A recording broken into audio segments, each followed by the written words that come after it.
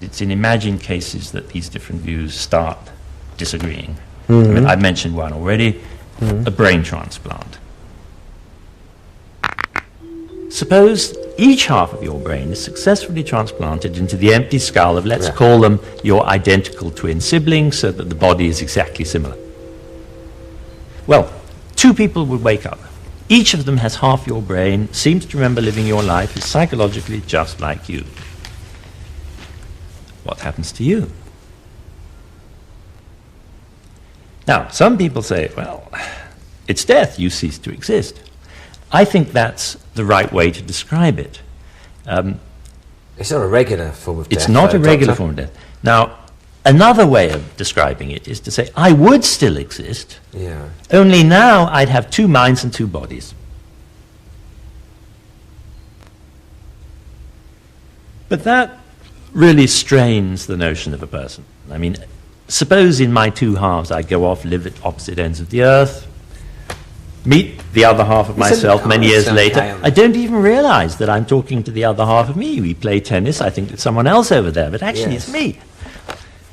I don't think we could accept that. Well then, if we admit... Well, they're two me's, aren't they? One me went that way, one me went that way. While we're together, we're an us. Well, but they aren't one and the same person. Because there are two of them, okay? Yes. So if we admit that there are two different people, each of whom has half my brain and is psychologically just like me, if they're two different people, they can't each be one and the same person, me. It'd be absurd to suppose that I'm one of them and not the other.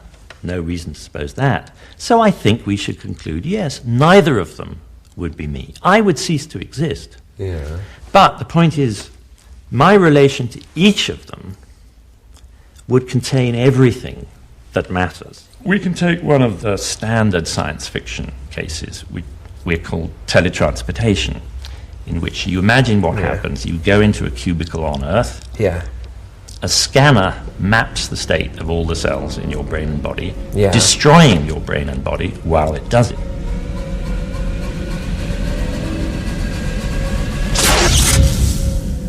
Then the information is beamed, say, to Mars, where a replicator makes a perfect organic copy of your brain and body. Someone wakes up on Mars, thinking he's you, exactly like you in character, memory, and everything. Now, many people think that teletransportation is just the fastest way of traveling. You travel at the speed of light. But others think, no, it's a way of dying. They kill you, and then on Mars they make a replica. They make someone who's exactly similar, but won't be you. Now, many people assume that it is just a way of traveling. I mean, they follow Star Trek and so on. I think it's not too hard to show that you're making a mistake if you think, oh yes, it would be me waking up on Mars. And one way of bringing that out is to take what I call the branch line case. Suppose I enter the cubicle again on Earth, press the button, nothing seems to happen. I walk out, what's gone wrong? Isn't working. Technician says, we've been having some trouble, he says, with these machines. Though it records your states accurately, it damages the bodies that it scans. In a few days, I'm afraid to say, you'll be dead. But don't worry, you on Mars will take up where you leave off. Your book will be finished, your children cared for, all your ambitions will be fulfilled. Excuse me, I think something's gone wrong with your machine. Yes, sir. I'm very sorry. There has been a mistake. Mistake? But you have actually traveled to Mars. That's not me. It's just a large television screen. No, sir, that's you. I'm still here, miss. On Earth. No, there has been a mistake and there has been a delay, but you're going to be destroyed anyway in 4 minutes. But everything is fine. You have traveled to Mars. Okay. Look, I just wanted to say that. If I was in his shoes, it wouldn't matter to me that my copy on Mars had all my memories. I would still be going to die. This is a serious blow to the idea that I was my memories.